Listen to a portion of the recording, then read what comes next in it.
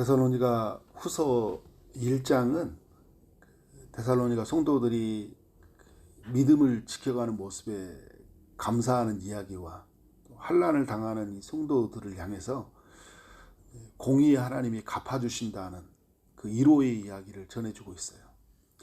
데살로니가 후서 2장은 거짓 교사들의 그 위험성을 알리면서 성도들은 어떻게 살아야 되는지를 알려주고 있죠. 2절에 보니까 거짓 교사들이 주의 날이 이르렀다는 말로 그 성도들의 마음을 흔들고 두려움에 빠지게 했다는 것을 우리가 알 수 있어요. 예수님이 이 땅에 이미 재림을 했다라는 거예요. 다 내가 예수다 이제 하는 사람들이 초대교회도 있었고 지금도 있죠. 재림 예수라고 하는 사람들이 있어요. 바울이 이미 데살로니가 전서 4장 5장을 통해서 예수님은 어떻게 재림하시는지 그리고 언제 재림하시는지 도둑같이 이른다라는 말로 이제 언제 재림하시는지 주께서 호령과 천사장의 소리와 나팔 소리를 통해서 어떻게 재림하시는지 그리고 재림을 앞둔 성도들은 어떻게 살아야 되는지를 데살로니가 전서를 통해 알려줬잖아요. 그리고 이제 바울과 일행이 어떤 여러 훈련을 통해서 알려줬던 이야기예요. 그런데 예수님이 이미 오셨다는 말에 흔들려 버리는 거예요. 도둑같이 온다라고 말을 했는데 예수님이 이미 오셨나? 라고 이제 오해가 된 거예요. 근데 여기에는 거짓 교사들이 바울의 가르침과 성도들 사이에 끼어들어간 거죠. 2절에 이게 보면 영으로나 또는 말로나 또는 우리에게 받았다 하는 편지로나 그러니까 세 가지의 수단으로 데살로니가 성도들에게 다가갔다는 것을 알 수 있죠. 영으로 전해줬다라는 말은 이제 그 어떤 예언적인 말로 전해주었다. 그러니까 자칭 그 예언의 은사를 받았다고 하는 사람들도 있죠. 그래서 데살로니가 전서에서도 보면 5장에서 예언을 멸시하지 말고 이런 표현이 있잖아요. 하나님으로부터 받은 계시가 있다. 이건 하나님의 계시다. 주님이 오셨다라는 거예요. 이만이나 이런 사람들이 이런 맥락에서 이야기하잖아요. 계시를 전해준단 말이에요. 이건 하나님의 아들이다. 아들로 온 사람이다. 뭐 이렇게 이야기하면서 어떻게 사람들로 하여금 그것을 확 붙들게 만드는 거예요. 그리고 또 하나는 뭐예요?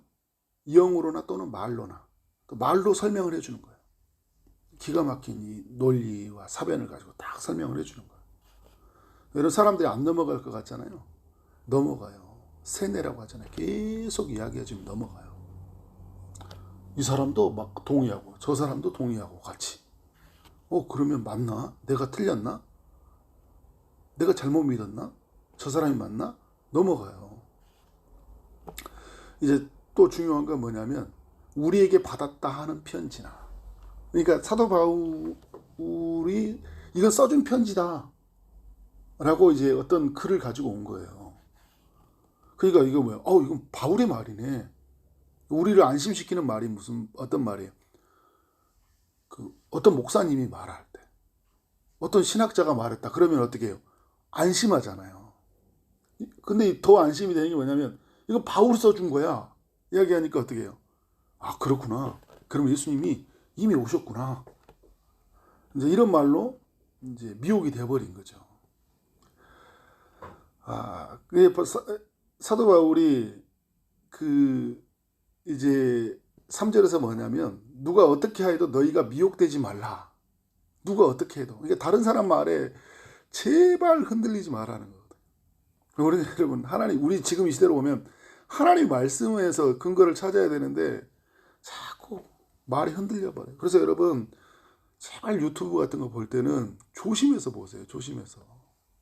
검증된 사람 진짜. 검증된 사람도 위험할 수 있는데 그러니까 이분이 성경으로 그죠? 예수 그리스도를 향하게 하고 그리고 우리가 지금 교리로 만들었던 지금까지 나왔던 교회사 역사 가운데 수많은 종교 회의를 통해서 우리가 삼위일체 하나님, 그리스도 양성교리, 그 다음에 예수 그리스도로 말미암아 구원, 이런 모든 것들을 만들었잖아요.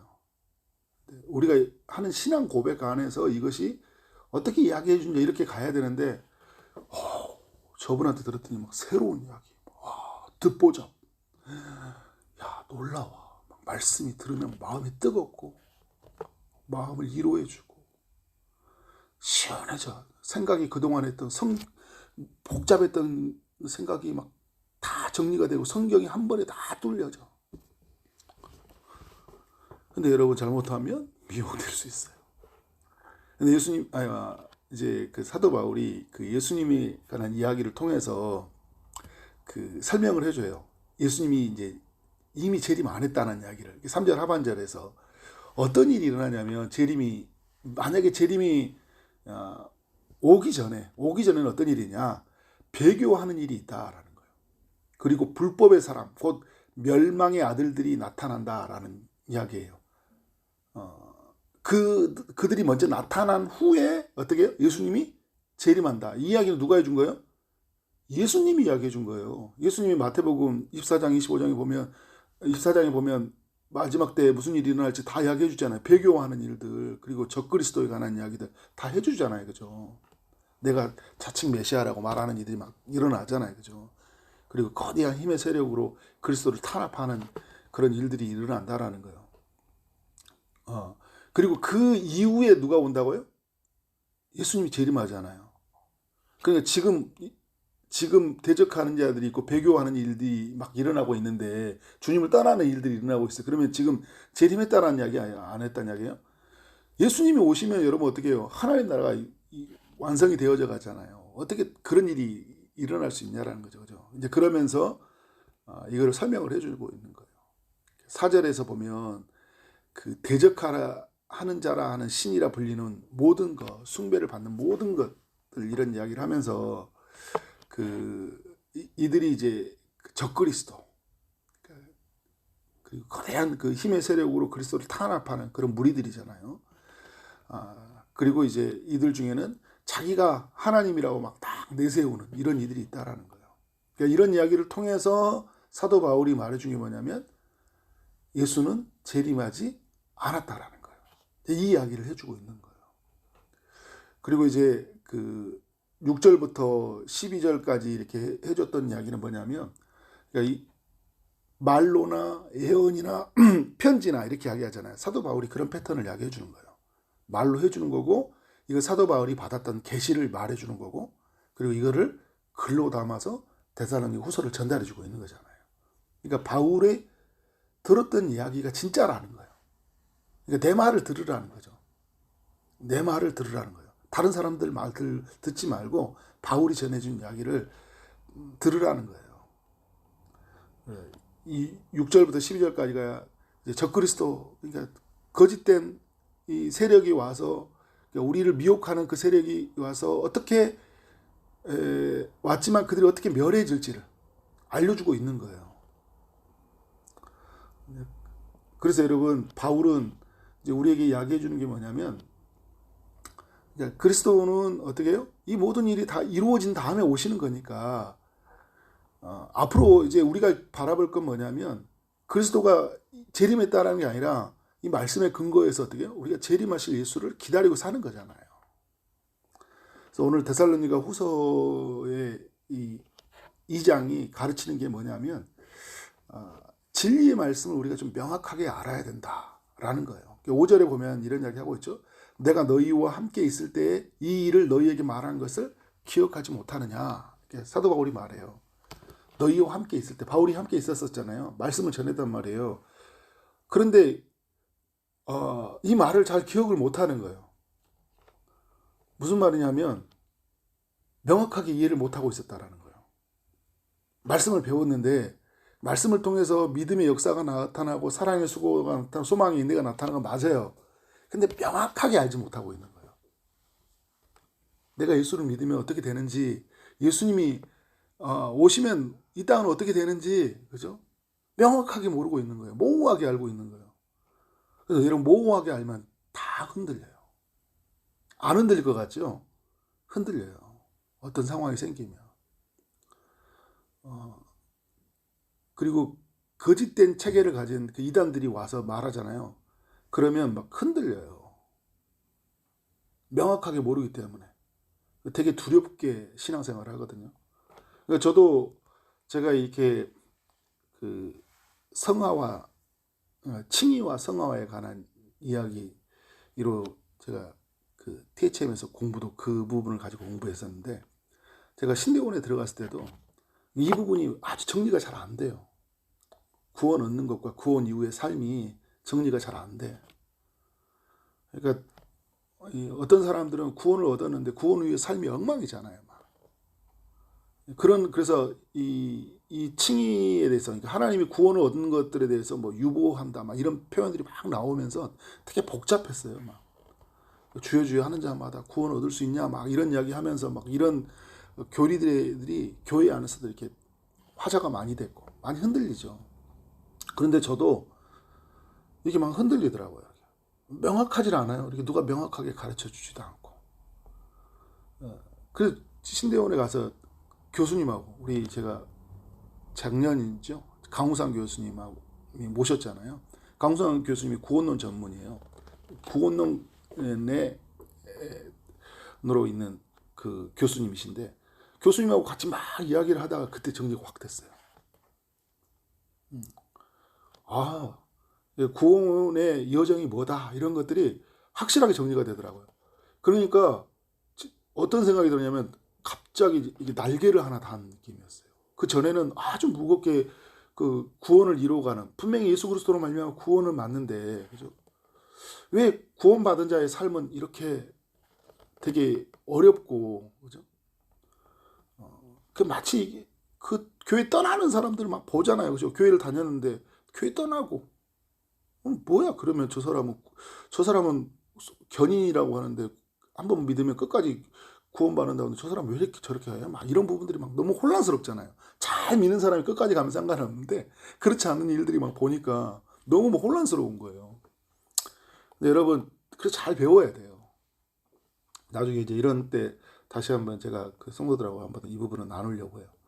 그러니까 잘 배워서 우리에게는 이 구원의 교리가, 하나님을 알아감이 얼마나 은혜로운 건지, 그러니까 재림에 관해서도 예수 그리스도가 재림하실 때 얼마나 영광스러운 건지.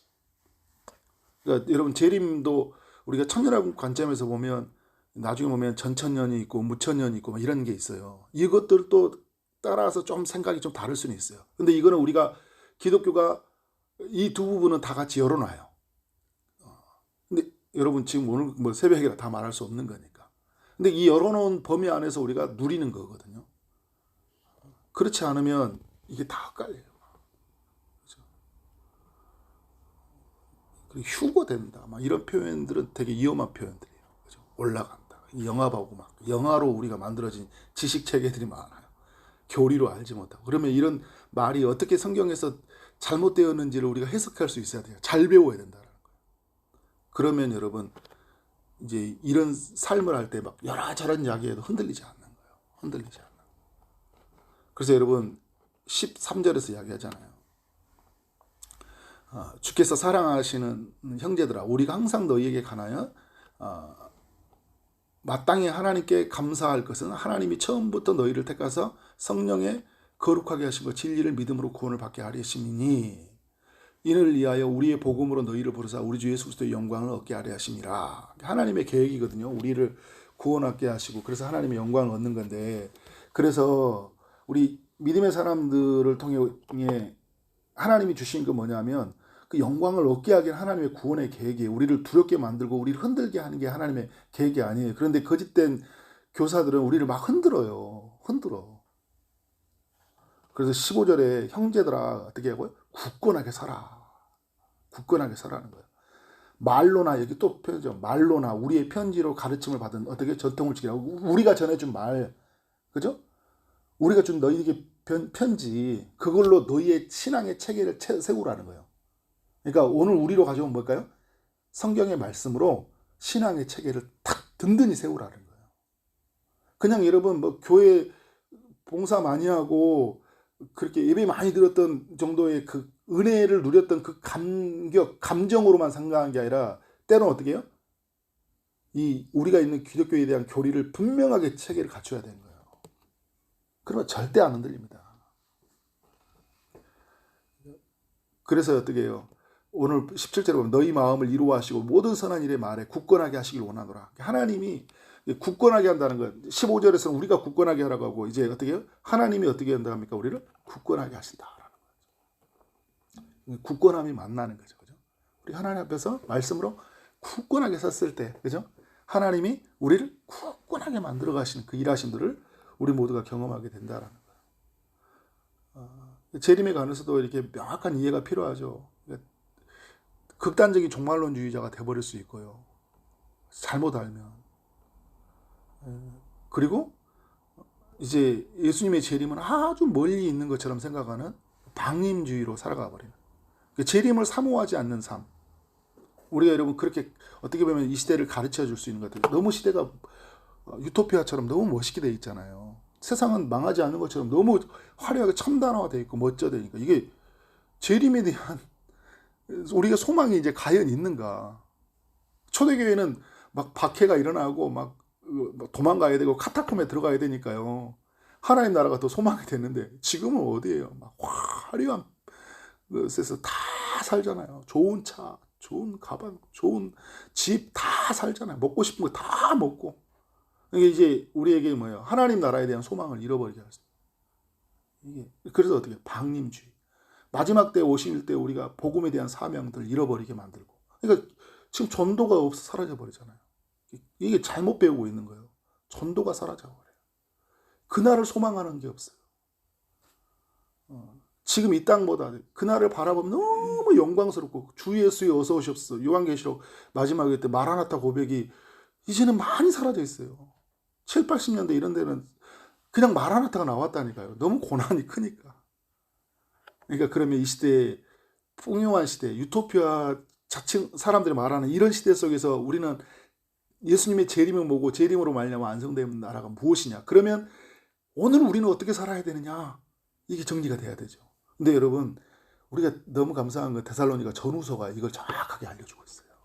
모든 성경이 알려주고 있지만 그 데살로니가 전후서를 깊이 묵상할 필요가 있어요. 그러면 오늘 우리가 어떻게 살지 그게 정리가 되겠죠. 그렇게 살아가는 우리의 삶이 되어지기를 주님 이름으로 축원합니다.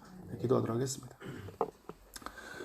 하나님 아버지, 오늘 데살로니가 후서의 말씀을 통해 깨닫게 하시니 감사합니다. 우리의 믿음을 흔들고 두렵게 빠지게 하는 그런 거짓된 가르침을 주는 자들을 삼가할 수 있는 지혜를 허락하여 주옵소서. 또 하나님 나라 안에서 검증된 이들에게 말씀을 배우게 하여 주시고 이것을 신앙의 체계로 잘 갖춰서 어떤 일이 있더라도 흔들리지 않도록 인도하여 주옵소서.